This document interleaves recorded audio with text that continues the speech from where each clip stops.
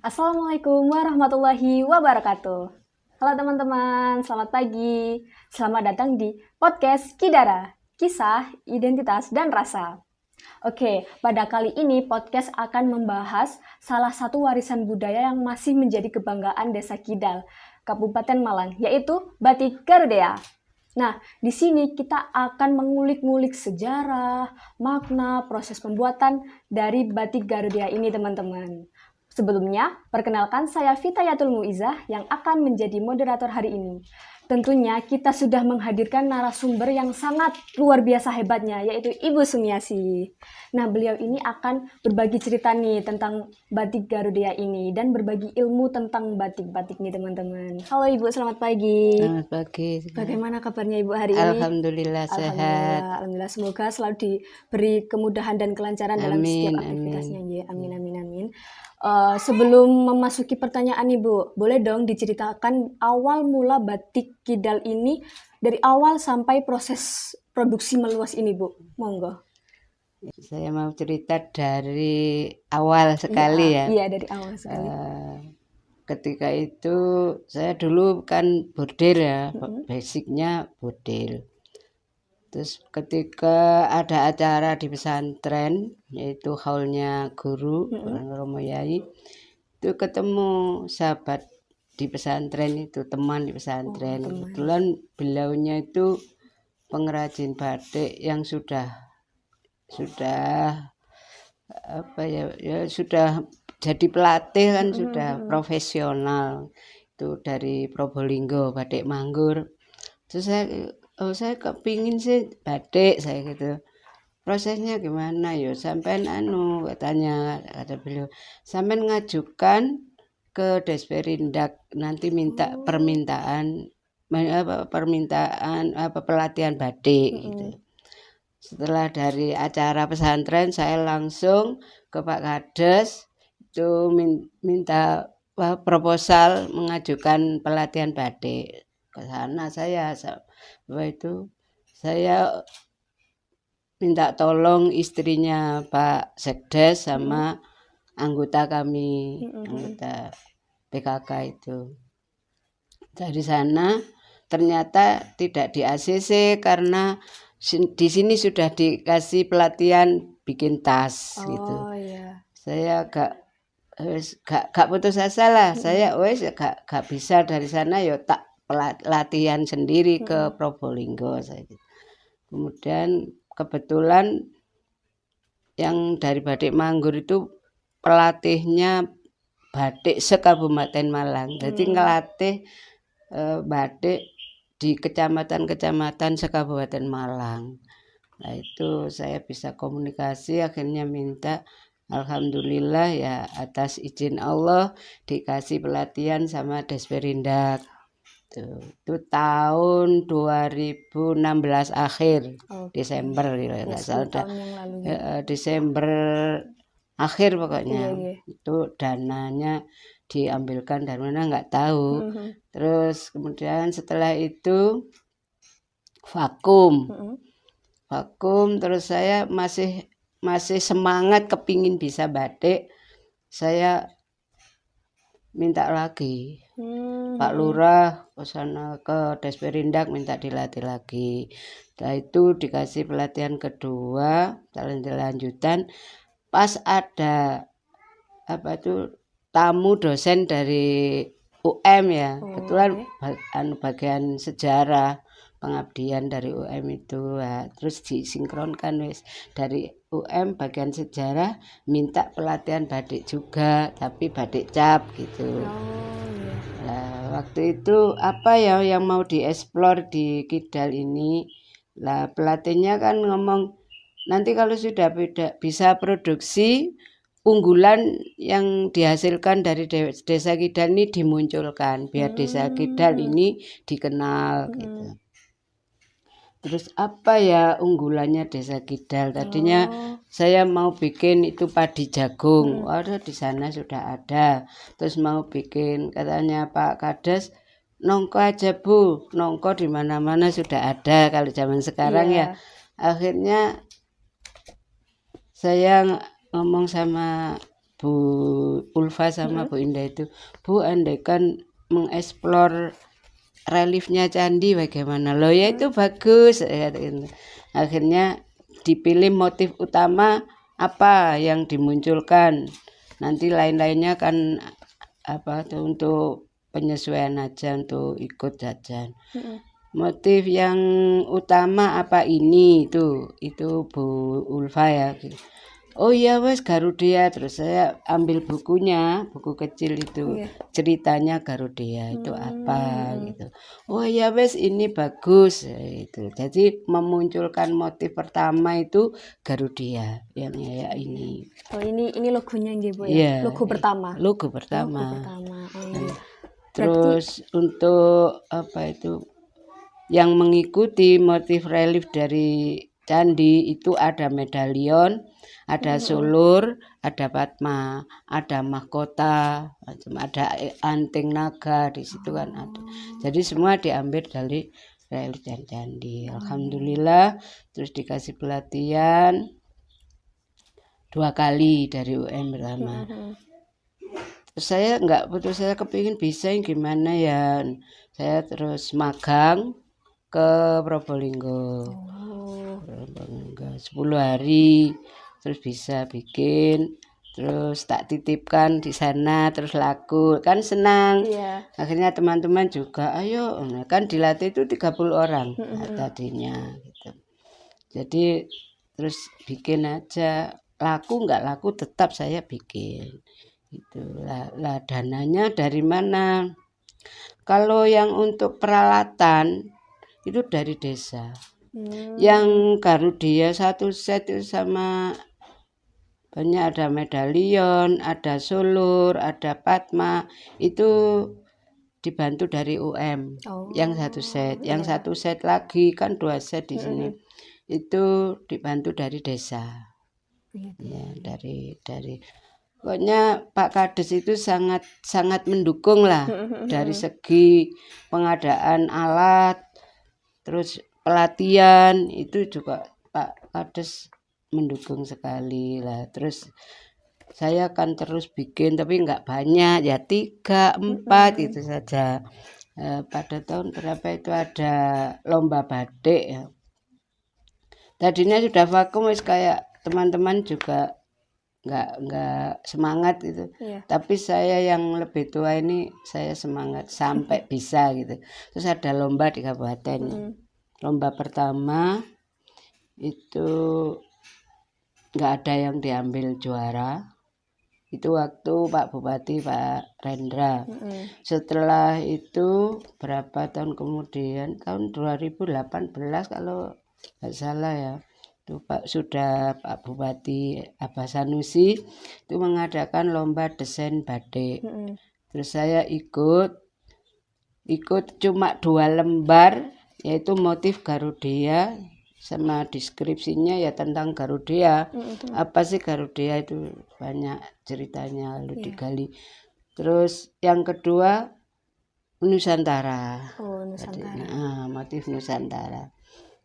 Dan ada kaitannya kan cerita Garudia sama Nusantara itu. Akhirnya kan orang kabupaten tahu, terus saya dipanggil itu kan menang waktu itu, ya ikut menang. Kok ada motif ini lah, kebetulan pembatik Kabupaten Malang itu kan nggak punya identitas tadinya, ikon itu loh, ikonnya tadinya kan topeng. Topeng sudah ada yang mengagikan, sudah dimiliki kota. Akhirnya Pak Bupati kepingin ikonnya Kabupaten Malang ini Garudia. Lah setelah saya itu punya motif Garudia, saya mengajukan merek kan, mengagikan merek Garudia sama motifnya sekalian. Kalau nggak salah tahun 2001. 2021 pas COVID, pas COVID itu alhamdulillah lolos itu, terus terbit. Jadi kalau mereknya itu Garudia Kidal, kalau motifnya Garudia. Terbit semua. Setelah berjalannya waktu, rapat itu Pak Bupati pingin Kabupaten Malang pembatiknya punya ikon yaitu khas Malangan itu Garudia.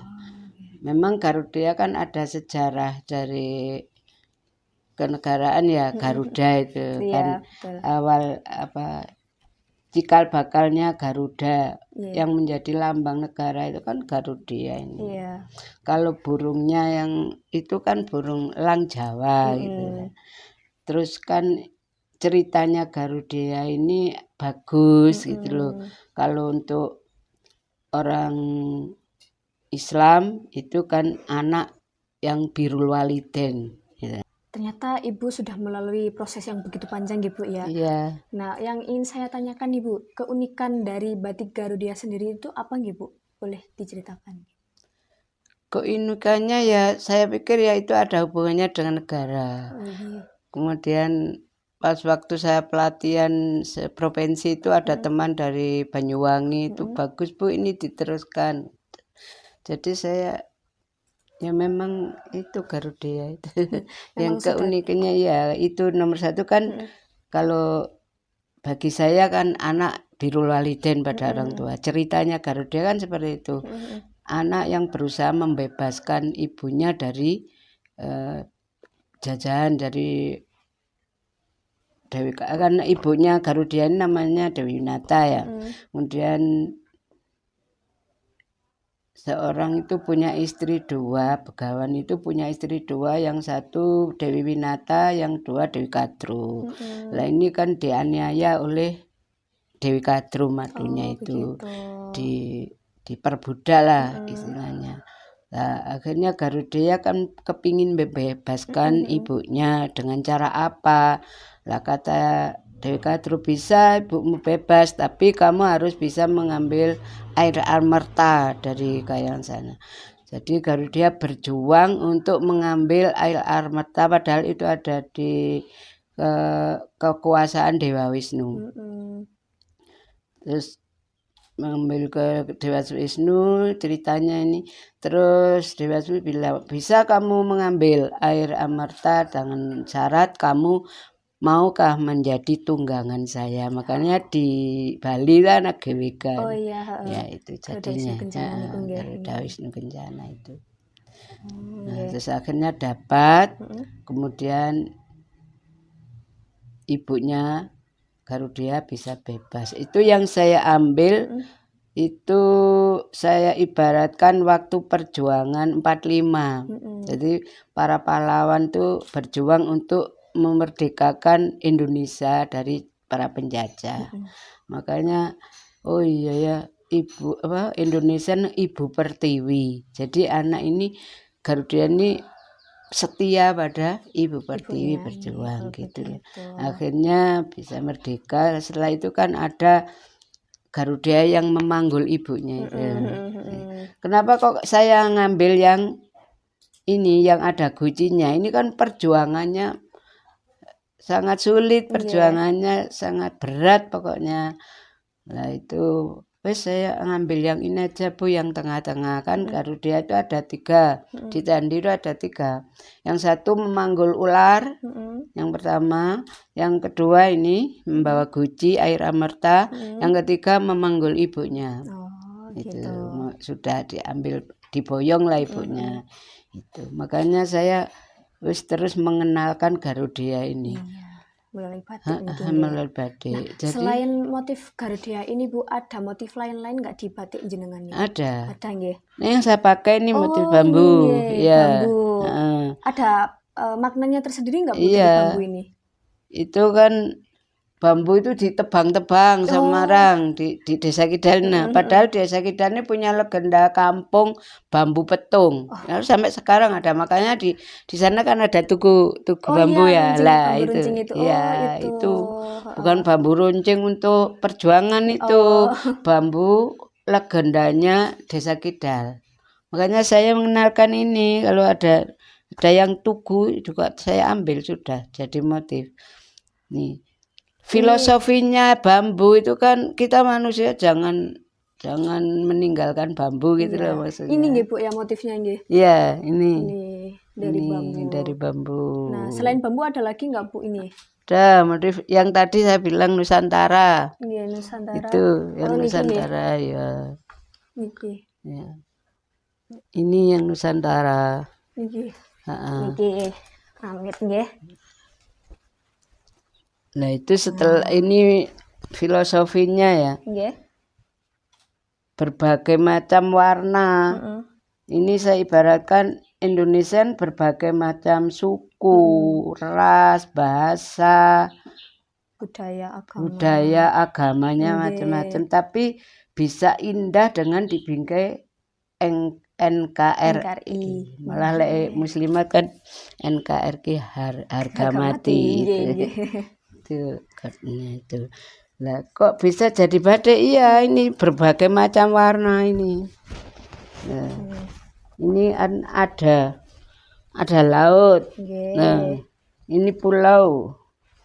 Menarik sekali Ini pulau. Ini gunungnya. Ini gunung. Nah, terus ini tumbuhan. Ya tumbuhan rumput laut. Yang bisa jadi makanan yang enak itu. Nah, kalau ini yang biasanya kan di pinggir-pinggir ada pakis, ada itu kan. Ini ada burung juga nih. Iya, ada burung. Ini nama apa itu? Hutannya. Gunung. Kan ada batu, ada bambu, ada. Ini bambunya diambil dari Desa Kidal yang pernah ada bambu nih. Sampai pelatih saya dari Probolinggo setiap bikin batik kok mesti ada bambu yang dipakai Pak Lurah, yang pakai RT ada bambunya. Loh itu Desa Kidal itu Pak. Nah Bu, saya penasaran untuk proses pembuatan motif batik jenengan ini ada teknik apa aja nih Bu? Pembuatan ada teknik cap, batik cap. Ada batik tulis, terutama batik tulis. Tapi untuk seragam sementara ini kebanyakan permintaan batik cap. Batik cap nggih. Kalau karena batik lebih mudah. Iya. Ya harganya menyesuaikan. Menyesuaikan. Kalau batik tulis kan mahal. Iya. Tapi memang kalau dari awal Ibu menggunakan batik tulis nih. Batik tulis. Setelah ada pelatihan dari UM itu saya menggunakan cap. Oh, baru menggunakan cap baru-baru ini. Iya. Gitu. Nah, untuk Ibu sendiri kan produksinya sudah meluas nih Bu. Nah, untuk Ibu sendiri memasarkan batik itu bagaimana ya? Maupun secara langsung atau via digital gitu Bu? Ada yang tadinya yang gedok tular ya dari teman ke teman, dari teman ke teman. Saya kan punya grup itu guru ngaji dari pesantren. Nah itu tiba-tiba itu ke sini pesan sarung untuk santri dan untuk ustadznya. Gitu. Alhamdulillah itu pesanan pertama banyak itu 100 berapa itu sarungnya 150. Banyak. Terus untuk ustadznya itu sarung 17, baju hem 17. Itulah mulai dikenal dari grup. Kemudian saya punya grup muslimat, grup Lajisnu di kabupaten, itu saya share. Ayo beli sarung, ini sarungnya produk. Ya, di grup itu saja. Kemudian ya teman-teman anak saya di pesantren itu tahu anak saya kan pakai lu tapi badik punya siapa lu ibuku. Nah, gitu jadi awalnya gitu. Kemudian kan ada pelatihan marketplace itu loh. Iya. Terus saya harus ngurus MPWP dan segala sudah lengkap.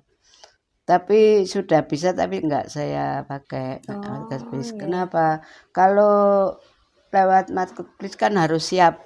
Ini harus ready kan. Sedangkan saya enggak begitu bisa. Pesanan seragam ready enggak bisa. Paling 1-2 itu pesan baru dibuatkan gitu. Jadi kesulitan saya kalau lewat marketplace. Lalu terus ada penjual lagi di galeri. Kan semua pengrajin kabupaten kan harus naruh di galeri, Iya. pemasarannya di galeri kabupaten. Itu juga pembelinya ke galeri, terus punya siapa yang dipilih, kalau punya saya ya pesan ke saya Oh gitu. begitu. Tuh. Terus baru-baru ini setelah ini pindah ke kabupaten ya kan banyak pesanan. Iya. Ya, setelah itu tahun 2000 berapa itu pindah itu 2023 kalau Iya. nggak salah, itu baru Garuda ini pindah ke kabupaten. Oh, dia diambil alih nih. Diambil alih kabupaten. Dan tujuan apa? Agar pengrajin-pengrajin kabupaten itu bisa ikut mengerjakan. Karena rencana Pak Bupati kan mau dijadikan seragam. Seragamnya ASN dan sekolah-sekolah gitu. Biar teman-teman bisa mengerjakan. Karena tujuan Pak Bupati itu seperti itu. Akhirnya saya musyawarah sama Pak Kades, boleh apa enggak diambil kabupaten, sedangkan sudah hak kami kan. Sudah haki, sudah paten sini. Terus kata Pak Lurah, ya enggak apa-apa wes itu. Terus saya gak komunikasi sama ke Kemenkumham ya. Saya di itulah istilahnya setelah ada peralihan itu. Kan launchingnya peralihan tahun 2023 pas waktu 17 itu. Kan terus banyak di media-media di itu, terus Kemenkumham telepon. Lah tujuan saya hibahkan itu kan ada perjanjian dalam rapat ya. Ya wes, saya enggak minta royalti, ini saya hibahkan agar bisa bermanfaat untuk teman-teman pembatik se-Kabupaten Malang. Yang batik-batik kecil saya seperti saya itu yang tadinya enggak bisa dapat pesanan karena ada proyeknya Pak Bupati untuk seragam. Akhirnya saya enggak minta, saya hibahkan saja, enggak minta royalti. Diserahkan begitu saja. Iya, serahkan. Terus saya ya diberi tali AC, ya ada, cuma bukan kalau dibeli kan sampai ratusan juta itu. Gitu. Yang kemarin saya rapat dengan Kemenkumham juga tiba itulah. Kok gak telepon saya dulu, Bu? Itulah, nggak apa-apa wes, yang penting. Terus perjanjian kedua kan gini, boleh ini diambil kabupaten, nanti kalau dapat pesanan tidak boleh dikerjakan luar Kabupaten Malang. Jadi misalkan pembatik kayak saya ya dapat pesanan, kok saya gak menguasai pesanan itu banyak ke teman kita, dialihkan ke teman kita, dibagi gitu loh maksudnya. Ya itu tujuan saya itu. Nah, untuk produksinya itu Ibu sudah berapa tahun? Kalau produksi yang aktif ya tahun 2018. 2018. Nah, mulai dari 2018 sampai sekarang pasti banyak tantangan Bu dalam produksi batik nih. Nah, itu apa aja sih tantangan-tantangan yang Ibu hadapi? Banyak yang karena reject, karena sampai sekarang kan. Lah itu numpuk itu yang reject itu kesalahan. Kadang-kadang ya kesalahan dari pekerja, ada yang netes warnanya itu kan, itu ada. Dibawa ke belakang juga. Iya, malah tak jual BS-an gitu. Itu juga kesalahan, itu ndak tak jual Mbak. Itu iya, itu kesalahan. Ini ya. Iya. Apalagi Bu tantangannya gitu, selain dari pengrajinnya sendiri, Ibu sendiri? Persaingan tuh ya kita harus sabar lah gitu aja.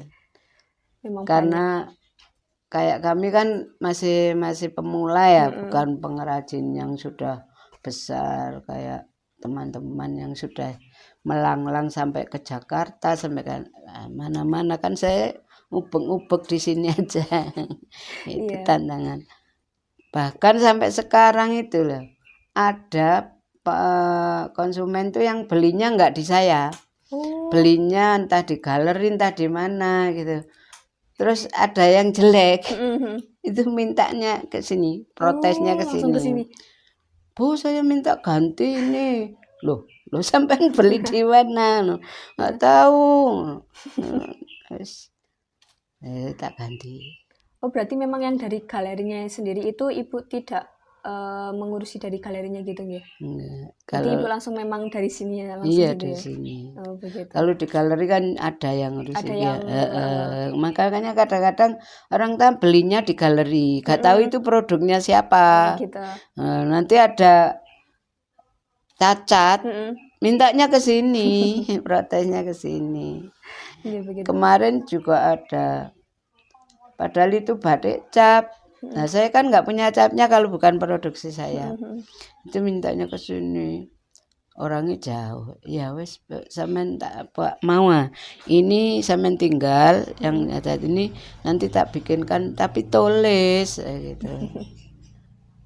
Nah, Dan untuk yang berperan dalam memasarkan batik Garuda ini siapa saja nih, Bu?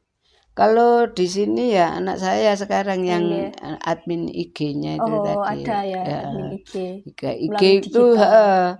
itu setelah dibantu mahasiswa dari UNESA itu. Oh, iya, Kan ada sini campur tangan banyak pihak lain ya. ya. Terus setelah dibantu dari mahasiswa UNISA itu kan dibuatkan katalog di IG itu. Tadinya Ya. sudah ada IG cuma belum ada katalog yang mana.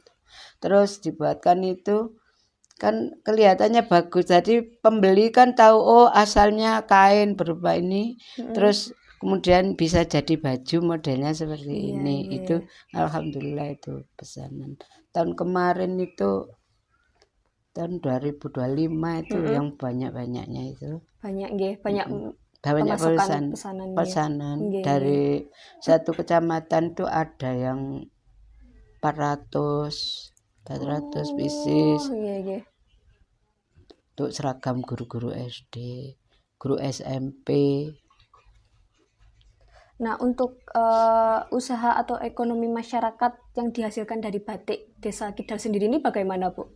Kalau yang merasakan ekonominya itu ya saya, soalnya saya yang aktif produksi.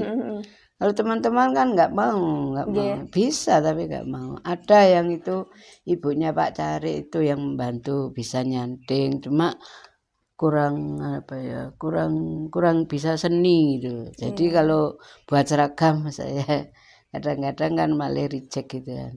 Nah, untuk yang pengrajin batik yang sekarang masih bersama jenengan itu generasi-generasi muda nggih. Iya, ada yang masih SMK gitu. Mereka mengembangkan apa yang mereka mau gitu nggih, Bu ya. Nah, untuk Ibu sendiri apakah ada pesan kan tadi kita sudah membahas tentang sejarah, Iya, tentang motif dan makna-maknanya dari iya. jenengan niku. Nah, apakah Ibu boleh menyampaikan pesan untuk generasi muda untuk bagaimana melestarikan dan mencintai budaya kita, terutama batik ini, Iya. batik Kidal niki? Ya untuk pesan saya kepada generasi muda ya mbak-mbak mas-mas yang hadir ini ya semuanya saja ini marilah kita lestarikan budaya batik Indonesia yang ini kan warisan tak benda yang sudah diakui dari UNESCO. Ya. Kebetulan sekarang batik kan sedang dimanjakan oleh pemerintah ya. Kalau presiden-presiden yang dulu kan pakaiannya harus apa tuh jas harus kali sekarang kan pejabat-pejabat tuh Ya, banyak kan pakai batik. Bahkan Pak Fadlijon kemarin beli yang ini. Oh, ini Nusantara nih. Iya, Nusantara ini. Nah, ini mari ya mumpung sekarang batik ini sedang booming, sedang dimanjakan semua pejabat, orang umum, orang awam kan sekarang pakai batik sudah nggak canggung lagi ya, malah bangga. Tuh, marilah kita kejar ini, kita belajar. Oh nggak sulit kok. Apalagi kalau basicnya kita senang sejarah, nah senang menggambar. Itu marilah kita. Nanti kalau diakui negara lain kita yang pusing. Nah, itu betul sekali nih. Marilah kita sama-sama belajar. Ada wong anak saya yang lulus S1 yang satu itu ya dari batik. Oh, batik juga nggih. Oh, Heeh, ya gitu. yang perempuan itu Mm-mm. dari batik. Lah sekarang anak saya yang kedua, yang pertama kan S2. Nggih. Itu ya dari batik ini. Nah, untuk proses pembuatan batik ini kan ada beberapa teknik ya, Bu. Nah, untuk prosesnya itu dari awal, dari produk tidak jadi sampai jadi itu bagaimana nggih? Monggo Ya, dijelaskan. ya saya terangkan. Pertama kan berupa kain, ya, kain putih, kemudian dipotong. Kalau 2 meter, 2 meter. Kalau saya kebanyakan standar itu 2 meter seperempat. Nggih. 2,5 meter itu kebanyakan. Setelah itu kain dimordan. Dimordan itu dimordan panas bisa direbus Nggih. pakai TRO. Kalau dimordan dingin ya saya pakai mordan dingin, pakai deterjen aja. Itu untuk menghilangkan apa itu kan kain baru itu ada kanji ya. Nah, untuk menghilangkan agar warna ini bisa meresap pekat. Nggih. Juga itu dimordan. Paling enggak kalau saya direndam 1 malam paling enggak gitu. Setelah itu kalau batik tulis ya setelah direndam, dijemur, setelah kering kalau batik tulis ya didesain, digambar. Gambar. Nah, sebelum gambar ke kain saya bikin desain di kertas dulu. Untuk motif itu. Lah caranya kalau pesanan banyak itu saya gambarnya 5 lembar sekali jalan. Itu ya sudah saya apa itu ajarkan ke teman-teman yang tadinya enggak gambarnya satu-satu kesuwen saya gitu. Ini loh teknisnya seperti ini. Akhirnya bisa cepat. Tuh setelah digambar kalau batik tulis ya dicanting. Setelah dicanting selesai diwarna. Kalau colet ya dicolet. Colet itu yang macam-macam ini colet. Oh, nggih. Saya kan pakai warna remasol. Jadi gak celup. Kalau yang celup itu pakai warna naptol atau indogosol. Saya mendalami remasol. Itu paling enak. Paling enak untuk pemula juga enak. Kan hasil warna langsung muncul. Itu kalau warna. Setelah dicolet ya itu tadi kayak itu tanya warna dasarnya apa. Itu namanya diblok. Itu warna dasar. Setelah dijemur sedikit kering, terus dikunci warna. Kunci warna itu water glass lah. Water glass itu kalau sudah punya alatnya ya 1 jam itu 100 lembar bisa. Saya biarkan 1 malam setelah dikunci ya. Kemudian kuncinya itu misalkan sore, besok pagi di proses terakhir itu lorotan namanya. Dilorot itu direbus itu untuk menghilangkan malamnya itu. Setelah itu finishing sudah dijemur setrika. Itu prosesnya kayak begitu namanya. Kalau batik cap ya nggak usah gambar. Kan sudah dicap gini, cuma dibatasi aja. Letak garudianya di mana, letak untuk baju depannya gimana gitu. Kadang-kadang kan orang nggak tahu cap gini langsung. Akhirnya garudianya nggak tepat. Ada di samping sini, kejahit, kepotong itu. Nah, warnanya tidak luntur itu bagaimana? Kalau saya itu pertama kali direbus itu yang lama. Direbus lama. 2, cara mencuci jangan pakai deterjen. Terutama ringso jangan. Jangan teman-teman. Deterjen kan kuat. Jadi ada teknisnya sendiri untuk batik. Itu sari lerak. Sari lerak ada, sari lerak. Terus jangan dijemur langsung ke matahari. Jadi diangin-anginkan. Itu untuk merawat biar nggak beladus kalau saya bilang. Luntur itu banyakan Mbak warna celup, warna naptol. Banyakan. Saya sudah ini warna naptol. Ini warna celup. Oh, ini celup, warna celup. Ya. Nah, kan Bu kalau dilihat-lihat ini kan motifnya banyak kan Bu ya. Nah, Iya. itu Ibu mendapatkan inspirasi berbagai motif itu dari mana ya Bu? Kalau boleh Gak tahu. mesti Mbak, kadang-kadang waktu saya rapat di pendopo kabupaten di Panjen, Mm-mm. itu kan di depannya itu ada bunga tabebuya bagus Ah, pas iya. waktu mekar, terus di bawahnya itu ada pagar bambu, Mm-mm. terus ada eh, lidah mertua kalau Mm-mm. sana. Nah, ya, Ya lidah itu mertua. bagus, terus saya foto, Mm-mm. dari rumah saya jadikan motif, sudah jadi. Mm-mm. Yang ini motif Mana Bu? terong, tadi ada itu. Oh, di Lah, atas nih Bu. itu ya terinspirasi dari sawah-sawah sini aja. Oh, karena Heeh. banyak yang terong-terongan Karena gitu ada ya. terong, Iya. terong kecil itu loh, Mbak, terong bulat. Mm-mm. Loh ini bagus ya buat motif, ya Iya. tak buat. Nah, Ibu kan menggunakan teknik tulis sama teknik cap nih, Bu. Nah, Iya. untuk durasinya itu kan ada perbedaan. Untuk cap sendiri dan tulis sendiri itu berapa lama ya, Bu? Durasi untuk Lihat-lihat ruwetnya motif, Mbak. oh iya. Kalau kayak Nusantara ini ya sampai 3 hari. Untuk cap sendiri itu memang untuk alat capnya sendiri Ibu sudah menyediakan atau kadang membuat sendiri gitu untuk capnya itu. Beli, Mbak. Oh, beli. Iya. Saya yang desain, Mm-mm. terus saya kirim fotonya ke pengrajin cap Oh, ke memang. Pekalongan. Ada cap itu kan terdiri dari tembaga, ada Mm-mm. yang paling paling umum kan tembaga, ada yang dari kertas, ada yang Mm-mm. dari kayu, ada yang dari aluminium. Mm-mm. Kalau Ibu sendiri itu capnya Kenyaan tembaga. tembaga Itu nih. kalau paling enak kan tembaga memang. Heeh. Panasnya kan Langsung ya, langsung panas, langsung langsung. cep. Kalau batik cap itu batik dari kertas. Apa cap dari kertas itu ya Oh, ada lagi. ada. Oh, Kan dikasih pelatihan bikin cap dari kertas. iya. Nah, Ibu kalau dari dua teknik pembuatan batik ini lebih sering Ibu memakai teknik yang mana nih? Lebih seringnya. Tergantung pemesanan. Oh, tergantung pemesanan juga ya.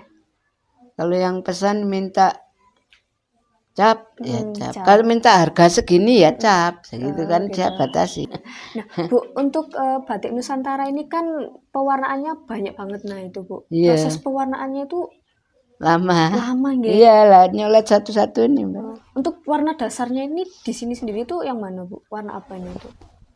Kalau ini kan berbagai macam ya ini warna dasar itu kan ini Mbak. Nah, Iya, warna dasarnya ya ini. ya, tapi karena ini motif Nusantara sih dasarnya ya macam-macam ini. Untuk perwarnaan berarti menunggu ini kering dulu, nunggu kering dulu atau bagaimana Bu itu? Enggak langsung bisa. Langsung bisa ya. Kita kan sebagai generasi muda juga harus bertanggung jawab untuk melestarikan dan mencintai budaya kita terutama batik. Itu apa sih yang harus dilakukan generasi muda seperti kita-kita ini, Bu? Ya ini dari awal Mbak, dari TK itu sudah dikenalkan dengan batik. Sudah di sini sudah dari TK, SD, MI itu sudah harus dikenalkan batik. Biar hatinya ini kan tergerak dari mulai kecil sudah. Apa sih batik itu? Gitu teman-teman generasi muda. Jadi kita harus membudayakan untuk mencintai budaya kita terutama batik ini ya teman-teman. Itu tadi pertanyaan terakhir sekaligus sebagai penutup podcast kita hari ini Bu Nggih. Ya. Terima kasih telah membagikan ilmu dan pengalaman jenengan ke kita semua. Semoga apa yang disampaikan dari awal hingga akhir ini bisa menggerakkan hati para generasi muda ini untuk semakin mencintai, semakin melestarikan budaya batik di sini nggih. Iya. Terima kasih nggih Bu. Sama-sama. Dan saya Fitayatul sebagai moderator pamit undur diri. Wassalamualaikum warahmatullahi wabarakatuh. Waalaikumsalam warahmatullahi wabarakatuh.